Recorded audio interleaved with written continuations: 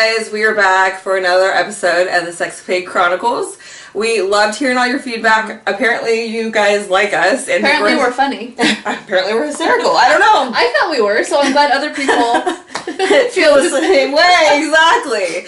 So we have a lot of fun in our real lives when we're not working, but today we kind of decided that we're going to give you a little bit of insight into our lives and how we became this fun little duo, which, you know, most people wouldn't expect. Right. Well, we met on Instagram, so. That's true. And I met Kim, my clothing designer of the Hot Mess Express, on Instagram as well. So social media is huge, and it can also be the undoing of a lot of relationships. I saw that post you did earlier today about the 3 things that end relationships with cheating. Oh shit, I don't remember. Oh yeah, you posted on your Pink Lady Investigations the top 3 things to know someone's cheating.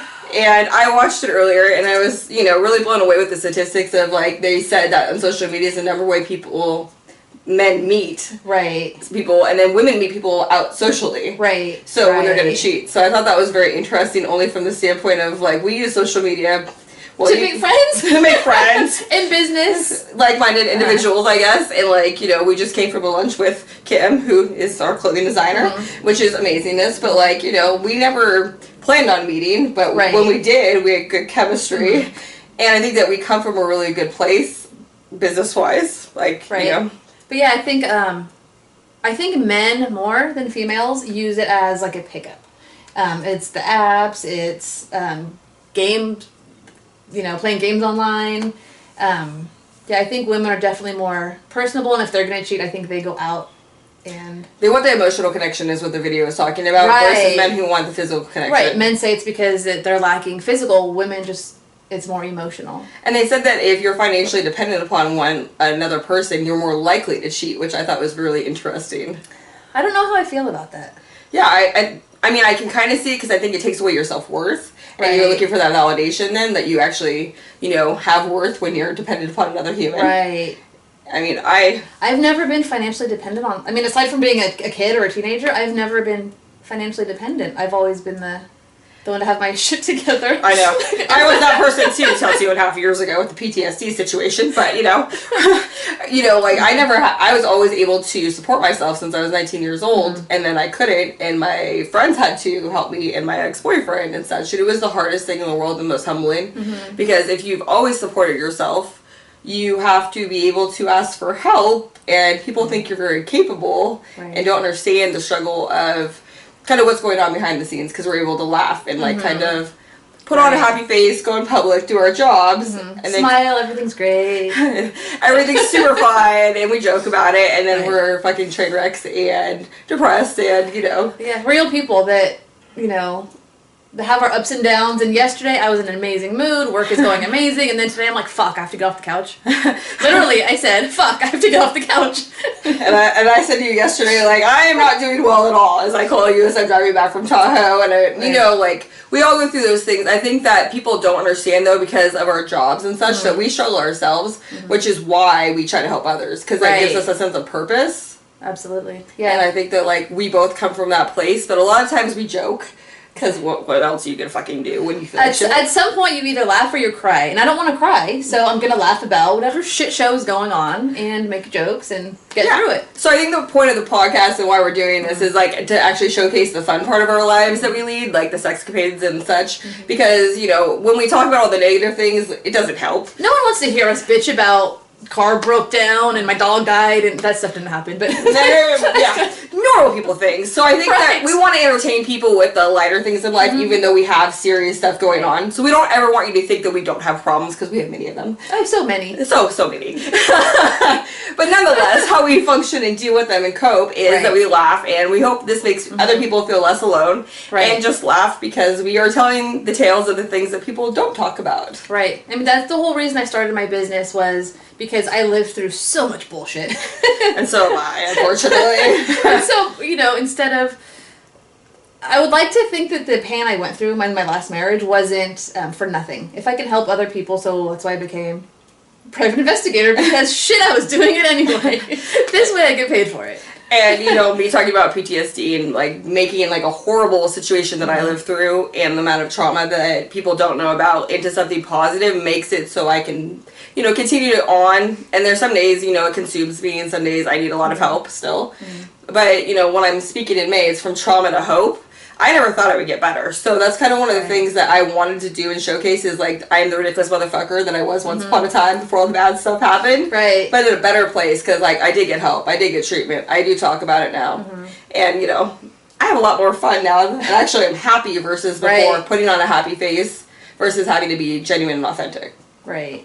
And I don't have to pretend to be the queen of dating and perfect anymore, which is awesome when we do this because I've always had to censor myself. Right. And, you know, we don't have to do that anymore in this. Right. And we get to be ourselves. So, right. anyways, if you want to know why we decided to do this, it's because we're living our best lives and, you know, we're train wrecks and sometimes hot mess expresses. Absolutely. You know. And, you know, we don't need to hide it. We don't need to pretend.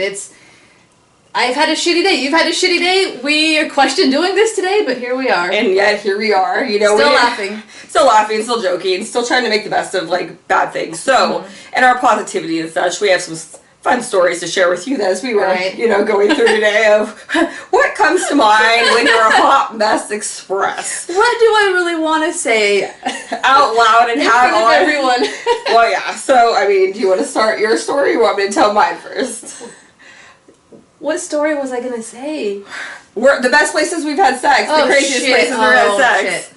You know, I mean, I think that that's a really laughable. Okay. I mean, you have really good stories. Mine are, like, pale in comparison somehow. I mean, like, really, like, I am impressed. So please share with everyone. Because, you know, you take fun to another level that people wouldn't actually... Okay, but it makes me look like... Oh, you have fun. It makes you look like you have fun. Okay, so... Okay, shall I? Well, I want to explain myself. Go for it. I was in a really, really bad place in my last marriage, and we started seeing each other. Everything was just a mess. I lost who I was because I had to pretend life was great, and this is who I am, and I'm perfect, and then we ended up getting drunk, and we ended up in a strip club, and we got kicked out of the strip club because we were having sex in the bathroom.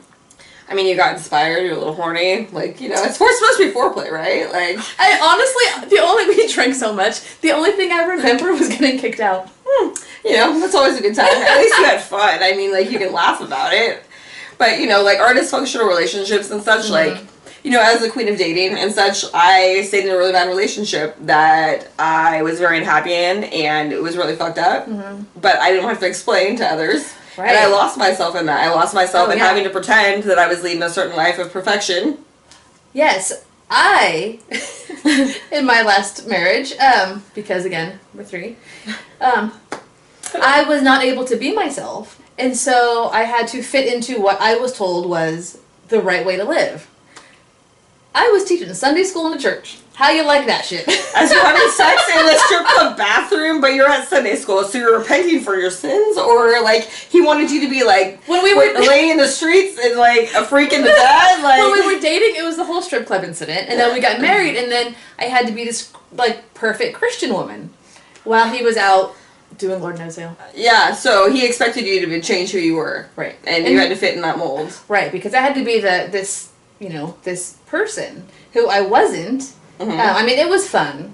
It was fun to be in Sunday school. It was because all the little kids. It was fun. Okay, that's good. I mean, like, it's probably, like, good for your soul. Like, you know, it taught patience. I mean, I went to Catholic school for 13 years, so, you know, obviously that worked out really well, Mom and Dad. Totally. None of that has come back to bite you in the ass. I have heard stories of Catholic girls. You know, they did this to punish me. It was the worst 4 years of my life, I'm not going to lie, because, like, I'm like a guy and, like, you know, emotions and such are not my favorite thing. But it's also one of those things I can look back on and I'm going to be like, fuck you. You thought that was going to break me as a person, and here we are. And I think that, you know, as my therapist told me, just get through high school, get the fuck away, and get good grades. But, like, Catholic school is no joke. Right. Did you feel bad all the time?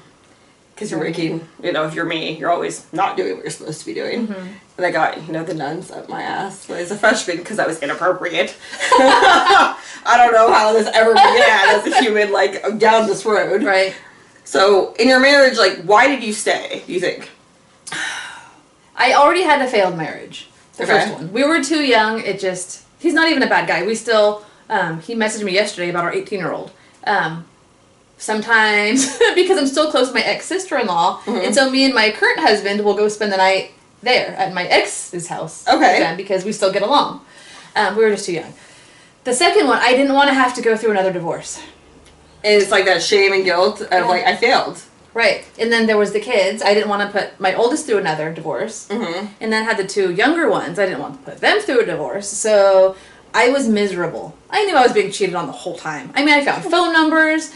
He would disappear at night. He wouldn't come home. I mean...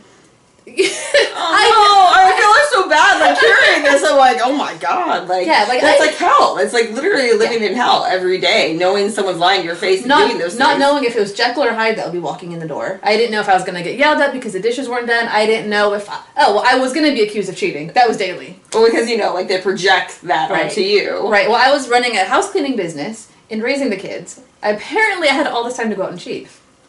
Well, those two can't do, I guess. Like, I don't know. Like, I would have been cheating because, like, if I knew he was cheating every day, like, I would have leveled the emotional playing field, as they call it. I was exhausted, man. That's probably true. Like, having to do everything and having him, like, doing all this stuff, the toll it would take on you. Right, and then the 3.5 years of Christian marriage counseling.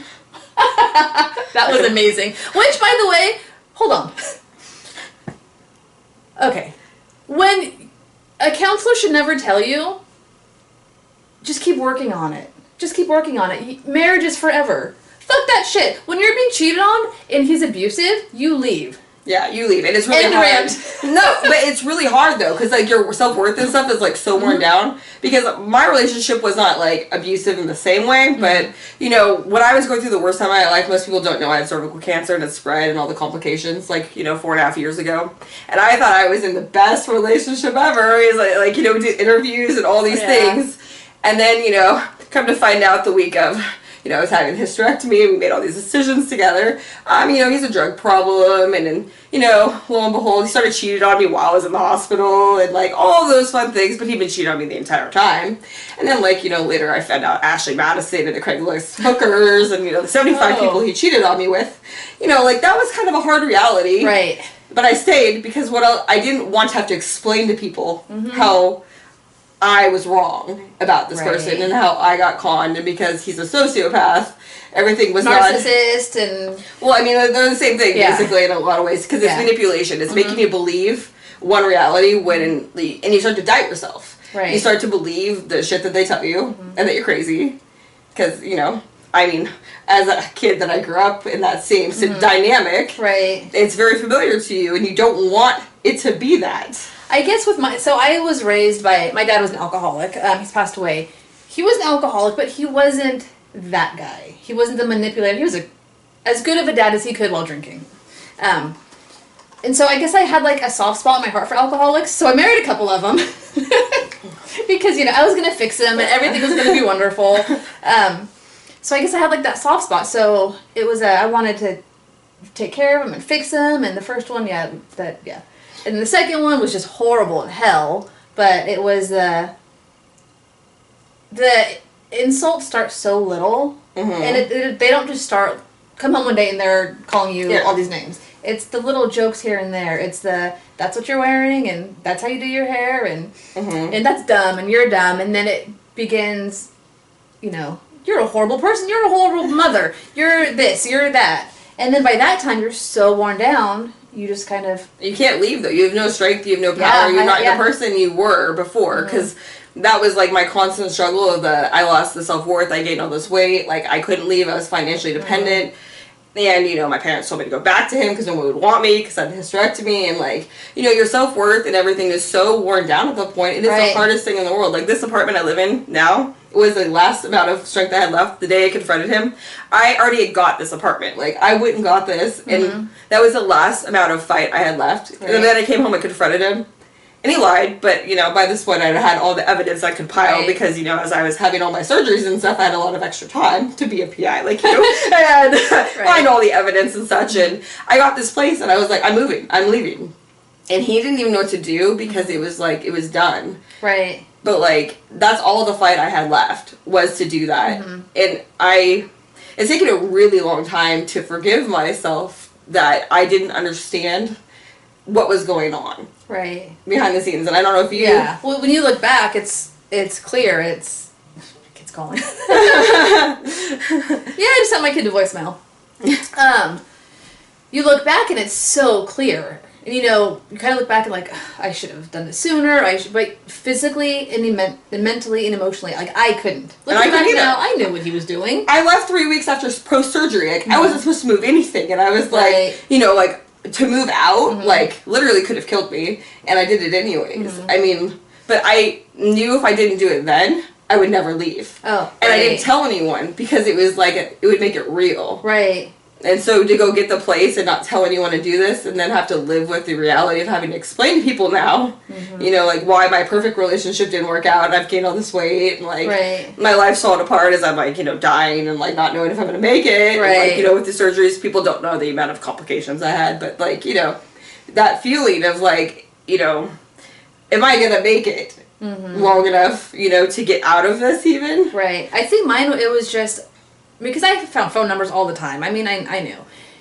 And I wasn't allowed to have friends, so I was kind of isolated. And so so I had my house cleaning business. The market just went to shit. So I lost some clients because they lost their jobs. So I got a part-time job at Safeway. And I was able to talk to other people. And I realized I'm not a piece of shit. So it all kind of was like, oh, wait a minute. You know, I found my self-worth when other people, like, were nice to me and good to me. And I was like, oh. So, I found a phone number. The last time it was middle of May, and I was out June 1st. It was just kind of, it wasn't even like emotions of, I'm so mad. I was like, oh, no, I'm done now. Like, it was last shot. Like, this is like it. Yeah, and I felt better. It was the weirdest thing. I was sad for a marriage ending, but I felt the weight of the world off my shoulders when I was done.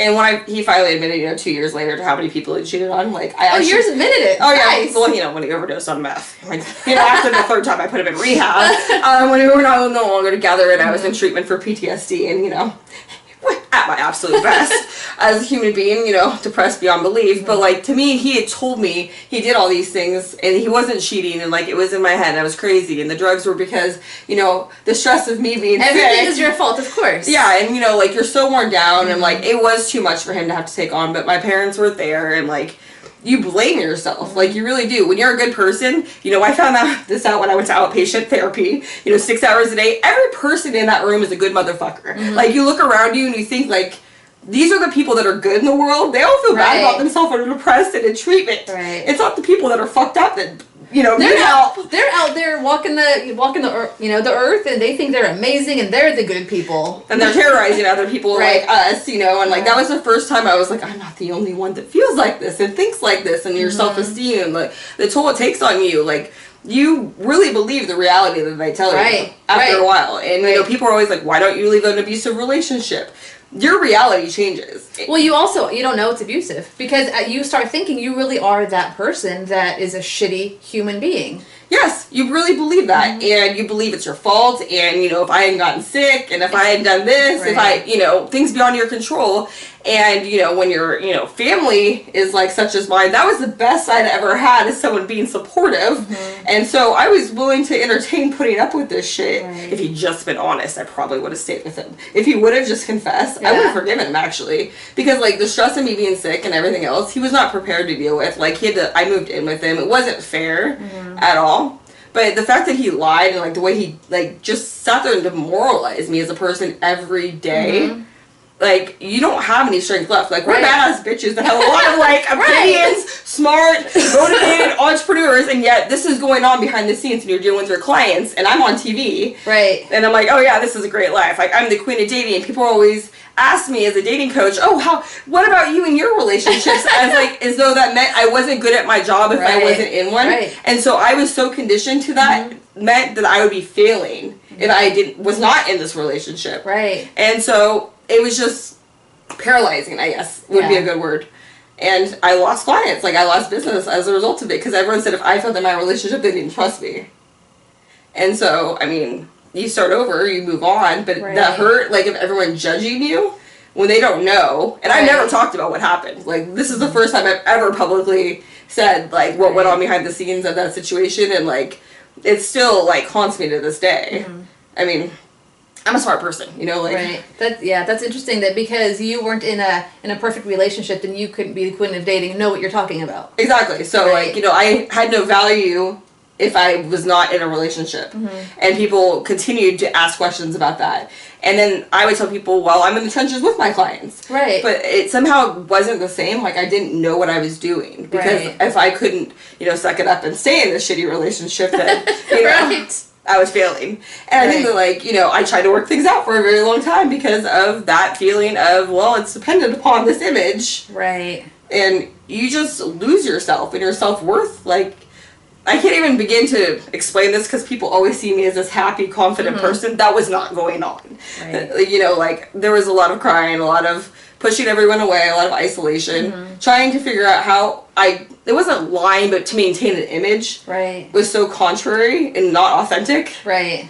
And I went to treatment for this, actually, because part of it was, like, I'm like, I just want to be the same person. Not just the queen of dating and then I'm a train wreck and feel horrible, want to, like, kill myself. I wanted it to be the same as when it started. Right. And to merge them back into the same person and not have to pretend. Right. Do you ever feel like, you know, you have to do the dual personality? Not anymore. No, not anymore. I mean, when I was being part of the church, that was a huge, like... I can see sex in the, you know, bathroom and the strip club. And then teaching Sunday school. Yeah. Right. That's a perfect paradigm, though, for the Catholic Church. So that's kind of like, you know... Yeah, no, but it was, in, you know, being married to a narcissist, it was, the kids' hair had to be perfect. They had to be dressed perfect. And I was very, at that time, there were like 2 and 4, 1 and 3 in there, and they wanted to wear what they wanted to wear. And I was like, hell yeah, wear some bunny ears and a tutu. You know, and it was just like, oh, you can't do that. You have to have their hair done perfect. You have to do this. And we had to portray this perfect family while he was out cheating. Well, so, like, that's exactly what I grew up with. My mom's a narcissist and my dad's an alcoholic. So I was kind of, you know, I'm the black sheep. I wouldn't let them dress me up like a Barbie doll. I had opinions. Like, they bought the book at 2 years old, How to Control the Strong-Willed Child. I mean...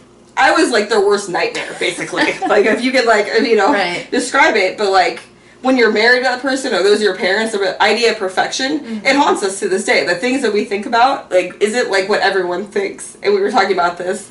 We were talking about that last week, how I learned in therapy that how I talk to myself isn't normal. Yeah. I mean, I don't even know what it was. I was, like, beating myself up about something. Oh, I went to therapy, and I was like, oh, things are great, things are wonderful.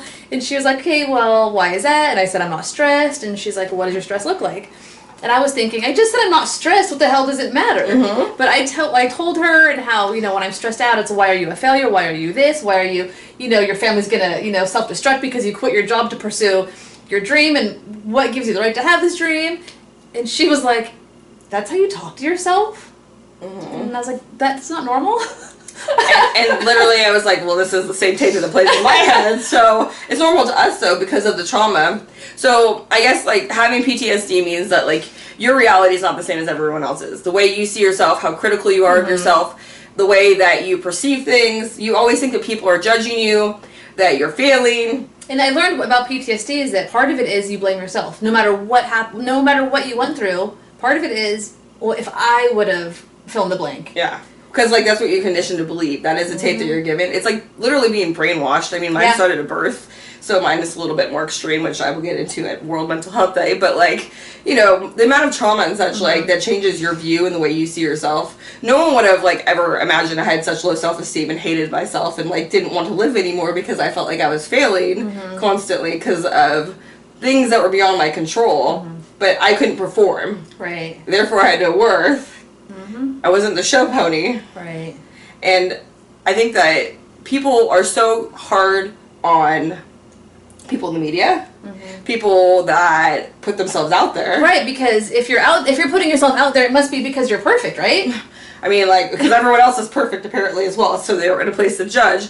And, you know, when we talked about doing this, it's really hard because we know we're going to get a lot of criticism and negative feedback. Yeah. And that's okay. And I was trying to explain to her, like, the thing is, if people are watching your life and criticizing you, it means they still give a fuck. Like, if you're gonna sit there and like take the time to hate on someone, you're invested in some capacity. Which it cracks me up when I'm Facebook stalked. It's like, you're paying attention to me still. I know. And it's like the hater club. I have, you know, we were talking about this a lunch. I have a very big hater club, okay? I understand that I am not for everyone. I've known this my entire life. I'm not for my own family. It is okay. Right. Like, you know, I'm better off being able to be me and authentic and piss everyone off, I guess. Right. Because I'm living my best life in the sense of, like, it's being authentic now, so versus being two people. And accepting yourself for who you are. Yes, the train wreck of a human being that I am. Right. But I'm a good person. Like, and at the end of the day, my character is I will do anything for anybody at a drop of a hat. And I always try to show up for everybody. And, you know,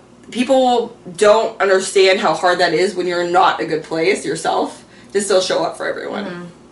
And I think that people judge what they perceive as, you know, me running around in a bathing suit in snow, you know, because I think it's funny. And I think it's hilarious. Yeah, well, people thought I wanted attention, but I just thought it was fucking hilarious. Like, those are the things that I come up with and go do. And then, like, you know, I think that people don't understand my sense of humor. And then, I've always been like this. It's just I showed you that. And you want to hate on the fact that I almost had frostbite on my fucking foot because I was in snow and, like, I literally was concerned. Like, it was horrible. Like, my Ugg boot, like, there was a lot of snow. I got snow boots after this, but, like, you know, like, I have to accept that people aren't going to understand my reality and ridiculousness. Right. I'm still, I know there's going to be comments, and I'm going to have to get some thicker skin because it's going to go back to, you're a bad mom, you're a bad human, you didn't do the dishes, so you're a shitty piece of shit. Like, exactly. Which doesn't make sense. I mean, looking back, like, that kind of didn't make sense, but it's going to kind of bring that back, and I'm going to question. It's a vulnerability thing, because we're putting ourselves out there. We're literally putting ourselves out there for you as a judge and see, like, actually what we're like. That sounds like a bad idea now that you say it that way. But I'm saying, like, but we're both very successful. We're very, we have our own companies. We're very functional people. Right. But, like, we deal with our stuff as well behind the scenes. And that's why we're so good at our jobs, is because we can put all that stuff aside and help others and use it for good. But there is the other side of it is you have to be in a lot of pain and have a lot of bad things happen to you to be able to do what we do and give as much as we do. Right. If we live these perfect lives, we wouldn't want to put ourselves out to help people. Exactly. So I guess, like, the point of the podcast is, like, to show you the ridiculous motherfuckers that are behind the scenes. I mean, I've done, like, the business thing for over 6 years. I was a special ed teacher. I had no fucking clue what I was doing when I started the company. And the amount of people I've been able to help and meet and everything, like, I wouldn't change anything. All the bad things that have happened, even, like, you know, what the incident that happened 2.5 years ago with my assault, I got help and treatment, and I would have never done that had it not come to that point. And, like, I am so happy, like, with my life most days. Like, I have my moments of, like, you know, I lose my shit, and, like, you know, we all have that. Right. But, like, I actually know what it's like to be genuinely happy now versus pretending to be happy. Right. And I want people to understand that there's a big difference in the life I led before versus now. And I think for you as well, you are she's awesome. She is an awesome human being. And, you know, we forget that people want to know that you're human. We're not perfect. Right. Just because we're digging up shit on people doesn't mean that we think we're better than anyone. Just because I am stalking,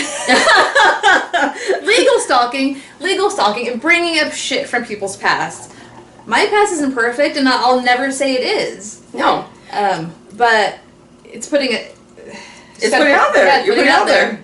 And you know what? Like, I think it's a lot easier as, like, you know, we weren't in the best place when we started this podcast today, but I feel, like, a lot better about myself because I said the truth. Right. And I think that, like, in a way that people don't understand how hard it is to always put on this image to be able to go do our jobs when we leave the house. Because we're supposed to have our lives together and, like, we're entrepreneurs and, like, we're smart and, like... Yeah, everything's perfect. We wake up and we're ready to go and let's go do this. And I laid in bed for 2 hours this morning. Yeah, and, you know, like, I barely wanted to move my car so I get a parking ticket. And, like, you know, we have to help one another, I guess. Because, like, to be an entrepreneur and be a chick is, like, a million times harder. I'm not being sexist here. It really is. Because, like, the expectations of perfection really do go along with that. Right. And when you have trauma, it's that much harder because of motivation. And when you aren't in a good place, you don't want to ask for help because that means you're failing. Right. And, you know, it taken me a long time to understand. I've called her at like 7 a.m. when I've been up all night hysterical, and like, you know, she understands, answers the phone, like she's amazing. Will she call me? No. But nonetheless, we're working on that. I've had to humble myself of like, I'm a train wreck and people around me know this and want me to survive, so they will answer the phone. That is a very hard reality to get to. But like, at the same time, it's freeing because like everyone knows the wonderful Hot Mess Express that is. And so I think that the more you put yourself out there, it's scary, right? It is scary, but I think it gets easier too. I mean, the first one, I was terrified. I think I was sweating so bad, and this is what, our third one? Yeah. And it's already getting easier. You know, shit's gonna come back in my face. It is. It's gonna happen. It is. I have 2 ex-husbands. Well, you know, I have a lot of other people, such as family, that don't like me, so it's totally like, you know, I'm waiting for it, no worries. I know what's coming. And I told you this, like, when we started this, it's gonna be difficult, but I would rather be able to live my best life for me and be authentic now than to worry about the repercussions, because I did that for 35 plus years, and it didn't really serve a purpose other than make me feel bad. Right. No, I love being myself now, because before, when I had to try to be in this perfect little box, and I lost myself. I lost my personality. I'm funny, and I wasn't allowed to be, because if I made a joke, what is that supposed to mean? I don't know. I thought I was funny, and then I would kind of curl up in a ball. Now it's so. Like, look at you. I'm like I was like, what story are you gonna tell now? Okay. Like, I'm excited. So this is the kind of shit I do to my husband, because embarrassing him, for some reason, my favorite hobby. So we're in Target, right? Public humiliation is always the best. So we're in Target, and we're walking down the aisle, just, you know, being normal, and I see someone to the side, and the little devil on my shoulder was like, say something funny. So we're walking the mall, okay, you can finger my hole. And the guy...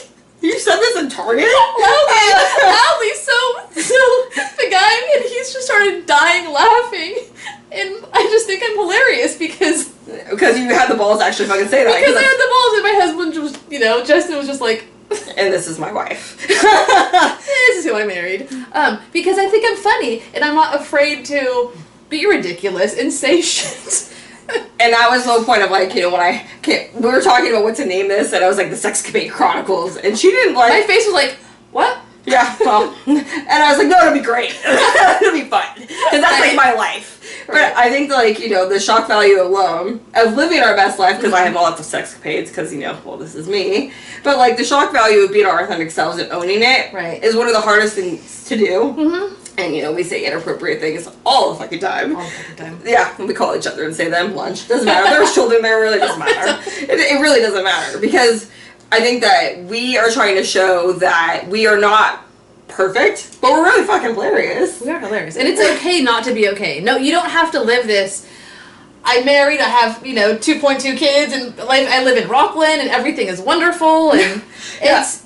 You're allowed to feel like shit and say your life sucks. And maybe like that you don't want to get out of bed. And don't want to get out of bed. And you know you need a little bit of help. And I think that the more people understand that there's nothing wrong with needing help and feeling that way, the more people are going to be able to ask for help and be able to see that they're not alone. Because I felt very alone for, you know, I don't know, like 14 months before I met, like, you know, the people last year that changed my life when I did the wedding on TV. I mean, like, Joe's like my brother from another mother. But, like, I didn't understand that I wasn't alone in my thoughts and, like, what was going on. I would have never got better if I hadn't met them. And I'm really, truly serious about that. Like, there was no way in hell, because I isolated myself and didn't tell anyone. Because I felt so much guilt and shame. And now I'm like, we have the PTSD support group, everyone I know, like, we're like, you know, messes together. There's a lot of people in our support group, like, there is, like, you know. But I think that's the best part, is being able to articulate it and be able to explain to people that they're not alone. Everyone has shit going on. Everyone's fucked up in their own way. And the more authentic you are, the more people you attract that understand you're crazy. Right. That is funny. We're all our own kind of crazy, and we tend to attract the same crazy. When we're authentic, though, we let down our guard, though, and vulnerability. You're like, when we first met, you're like, I've never talked about this stuff and, like, shown this side, but, like, the more we talk about it, the happier you get when we do talk about it. It is freeing, and being myself and not being ashamed of my past. I mean, granted, there's still some stuff. Let's not, like, you know, go into that right now. That could be the next podcast. That's a whole nother one, right? the things I shouldn't have done but did anyways, like, to see what happened, yeah, you know. Right. But I I guess, like, the point of this podcast is, like, to make people realize that, like, even though we're very, very successful and, you know, I have a million degrees and such, and, like, I lost everything 2.5 years ago and I had to rebuild my life, like, it doesn't mean that you're not in pain or dealing with stuff behind the scenes. And I was always very good at smiling and putting on a happy face, just like I did earlier today when I was, like, an absolute mess. Because that is what I was conditioned to do from a very young age, to pretend everything was fine. People shouldn't have to do that. Right. And to survive. And when I couldn't do that, I felt like such a failure that I didn't want to live any longer. And to come back from that is something that I never thought would be possible, much less be the worst case of PTSD the trauma center's ever seen, and to have the best fucking comeback that the trauma has ever fucking seen.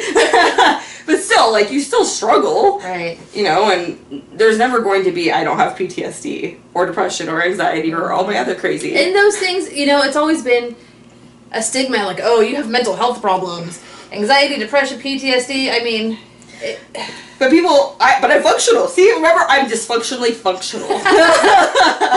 Right. I mean, and so many people have it, and they don't want to have to admit they're depressed. It's, you know, oh, I'm a little blue today, I'm having a bad day. You have fucking depression. It's okay. But, like, the thing is, I guess, like, I wanted to start talking about what goes on because, like, no one would have ever thought that I was suicidal. Because I never talked about anything being wrong, because I was in this world by myself, and I was always happy.